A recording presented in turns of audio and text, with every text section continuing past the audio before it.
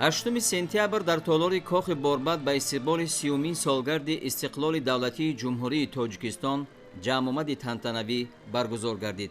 Тантанаи бошукӯҳи идона бо ворид шудани асосгузори сулҳу ваҳдати миллӣ, пешвои миллат, президенти ҷумҳурии Тоҷикистон муҳтарам Эмомалӣ Раҳмон ба толор ва садо додани суруди миллии Тоҷикистон оғоз шуд.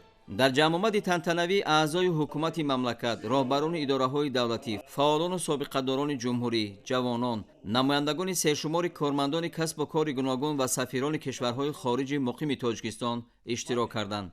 сарвари давлат муҳтарам Эмомалӣ Раҳмон зимни суханронии табрикии худ истиқлоли давлатиро бузургтарин ва муқаддастарин неъмат, нишонаи олии ҳуввияти миллӣ, ифтихор ва номуси ватандорӣ, рамзи ҳастии миллати бостонӣ ва соҳибихтиёру соҳибдавлати тоҷик ва асоси хушбахтиву сарбаландии сокинони Тоҷикистон маънидод карда, аҳли толор ва мардуми кишвар, ҳамчунин кулли ҳамватанону ҳамзабонони бурунмарзиро бо солгарди 30-юми ин дастоварди олӣ табрику таҳният гуфтанд.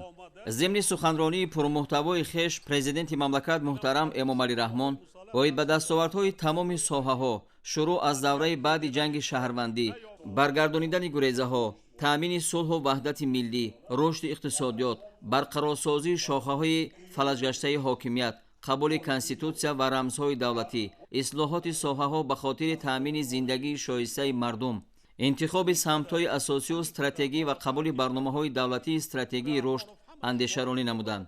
таъкид гардид ки ин рӯзи босаодат, яъне ҷашни 30-солагии истиқлолу озодӣ ва бузургтарин дастоварди ин давра, сулҳу оромӣ, суботи сиёсӣ ва ваҳдати миллӣ ба мардуми шарифи Тоҷикистон ба осонӣ муяссар нашудааст. ноил шудан ба ҳамаи ин дастовардҳоро пешвои миллат муҳтарам Эмомалӣ Раҳмон ба хоҳишу талошҳои мардуми тоҷик бо ҷонибдорӣ аз сиёсати роҳбарияти давлату ҳукумати кишвар мансуб донистанд. пешвои миллат муҳтарам Эмомалӣ Раҳмон таъкид доштанд ки маҳз татбиқи ҳадафҳои стратегии мамлакат ва амалӣ гардонидани афзалиятҳои пешбинигардида имкон дод, ки дар 20 соли охир суръати миёнаи солонаи рушди иқтисодии кишвар дар сатҳи 7.5% таъмин гардида, даромади бюҷети давлатӣ аз 252 миллион сомонии соли 2000 то 27.6 миллиард сомонӣ дар соли 2021 афзоиш дода шавад. ҳаҷми маҷмӯи маҳсулоти дохилӣ ба ҳар сари аҳолӣ дар ин давра аз 289 сомонӣ то 9000 сомонӣ расида, беш аз 30 баробар зиёд гардид. таъкид шуд, ки иҷлосияи 16-уми Шӯрои Олии Тоҷикистон, ки баъдан тақдирсоз унвон гирифт, аҳамияти таърихӣ дошта барои пойдории сулҳу субот ва таҳкими ҳокимияти конститутсионӣ дар мамлакат саҳми муносиб гузошт. давра ба давра миллати тоҷик соҳиби конститутсия ва парламенти касбии худ гардид ва дар асоси моддаву бобҳои бахтномаи миллат мардум роҳ ба сӯи фатҳу кушоишро пеш гирифт.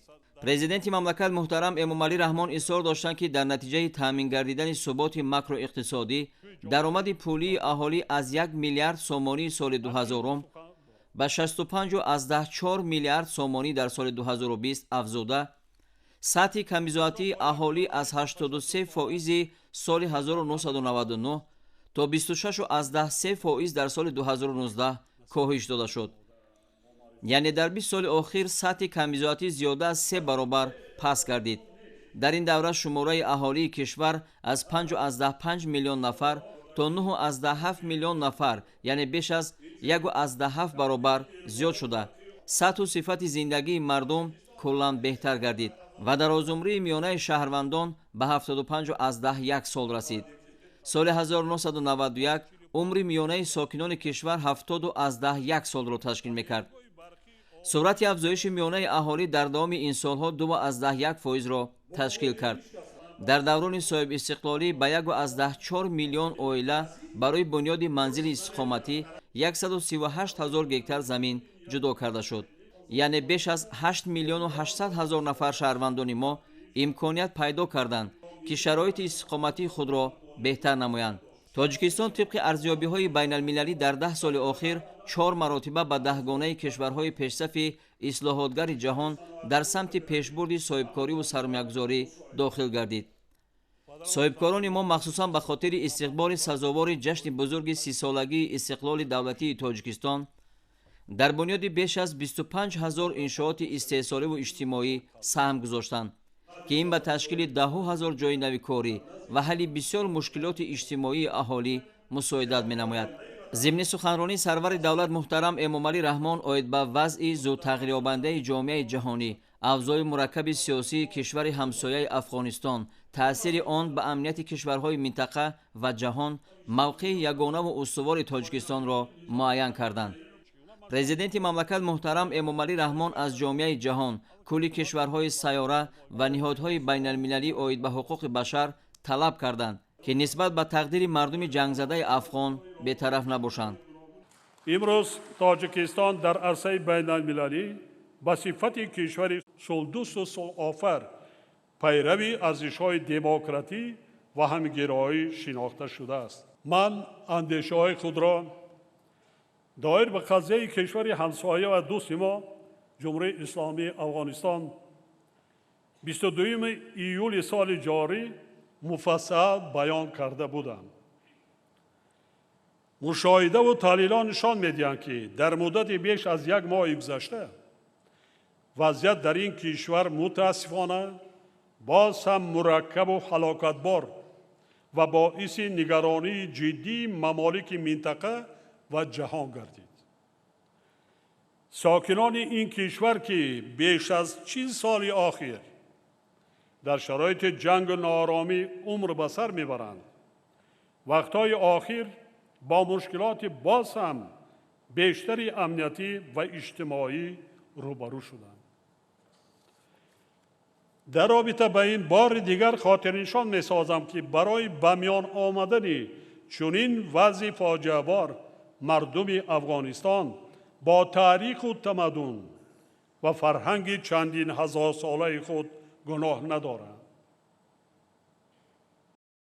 ناامنی و بدبختی که به سر مردم این کشور باستانی آمده است نتیجه دخالت کشورهای خارجی، یعنی فعالیت دایره‌های منفعت‌دار منطقه و جهان می باشد که حالا نیز ادامه دارد. 45 سال باز از اول تا امروزه این یگان جای مخفیش نگست نمانده است. بنابراین موقع تاجیکستان را دایر به قضیه افغانستان تکرارا اعلان می دارم که ما جانبدار هر چه زودتر برقرار گردیدن صلح و آرامی در این کشور همسایه نزدیکترین دوست، همزبان و همفرهنگ خود با راه تشکیل حکومت فراگیر و با در نظر داشته منفعت‌های همه قوم و ملت‌های ساکن آن، رأی تمام مردم مملکت، احترام و رعایت حقوق شهروندان در دایره معیارهای از جانب جامعه جهان پذیرفته شده و نقش کلیدی سازمان ملل متحد در پیشبرد این روند است.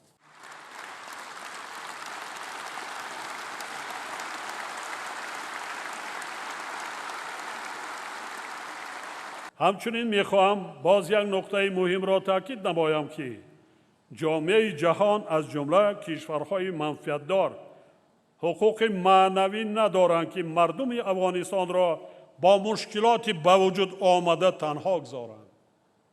مشکلات را کی ایجاد کرد؟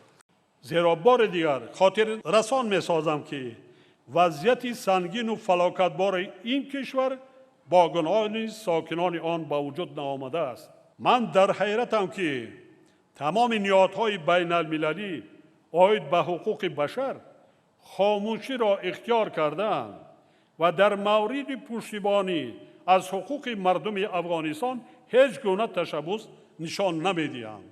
یک روزنامه‌نگار در یک کشور اگر محبس شود همان آوای می‌کنند. نمایندگان در اینجا حضور دارند. هزارها زنها، بانوان، روزنامه‌نگاران سرکوب شده ایستادند، قتل شده ایستادند. خاموشی. گویا که در دنیا چنین نهادها وجود ندارد.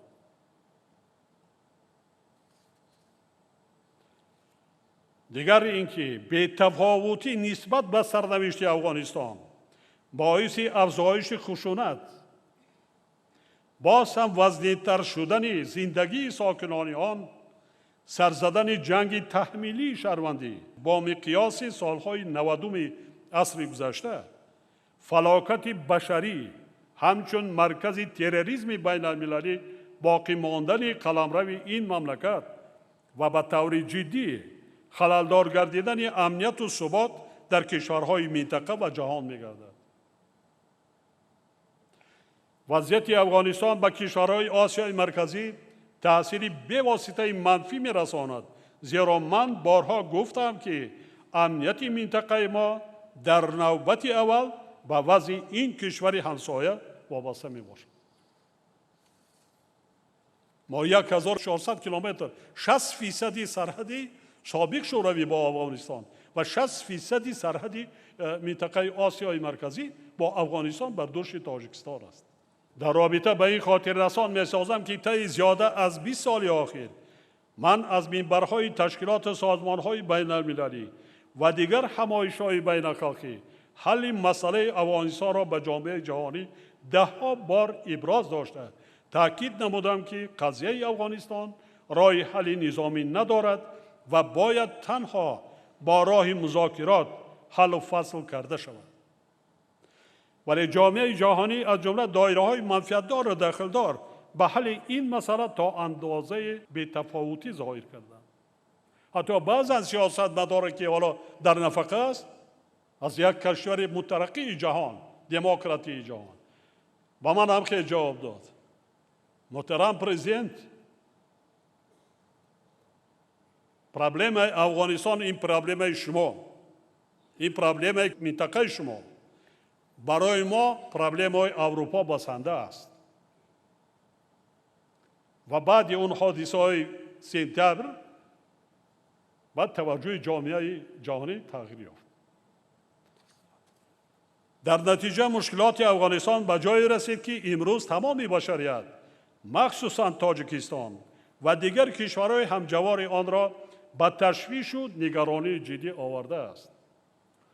از این لحاظ با استفاده از فرصت همه سازمان‌های بین المللی، کشورهای منطقه و جهان را بار دیگر دعوت می‌کنم که دایر به حل مشکلات این کشور و تشکیل حکومت مسائله ملی با فراگیری منفعت‌های تمام قوم و ملت‌های ساکن افغانستان تدبیرهای فوری و دست جمعانه اندیشند.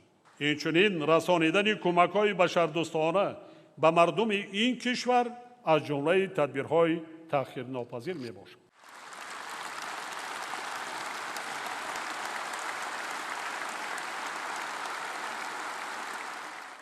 مثلا وضعیت بسیار روز به روز مرکب می‌گردد.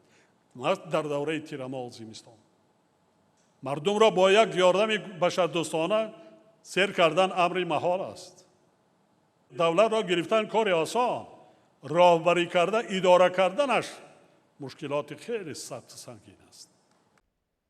در آخر سرور دولت محترم امامعلی رحمان بار دیگر همه حاضرین را با این سنه مهم تاریخی تبریک و مبارکباد گفته تاکید داشتند که باید مردم تاجیک استقلالیت دولتی و دولت مستقل تاجیکستان را نعمت بی‌بها شمرده آن را چون گهورک چشم حفظ نمایند و همیشه پاس دارند.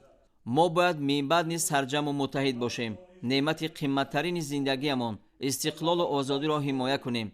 دستاورد بزرگترین دوران استقلال صلح و آرامی، ثبات سیاسی و وحدت ملی را باز هم تحکیم و تقویت بخشیم. تاکید نمودند سرور دولت محترم امامعلی رحمان. جمع آمد تنتنوی را به مناسبت تجلیل 30مین سالگرد استقلالیت دولتی تاجیکستان برنامه رنگین کنسرتی استادان صنعت تاجیک که تجسمگر دستاوردهای مردم شریف تاجیک دوام سالهای صاحب استقلالی بود خاتمه بخشید.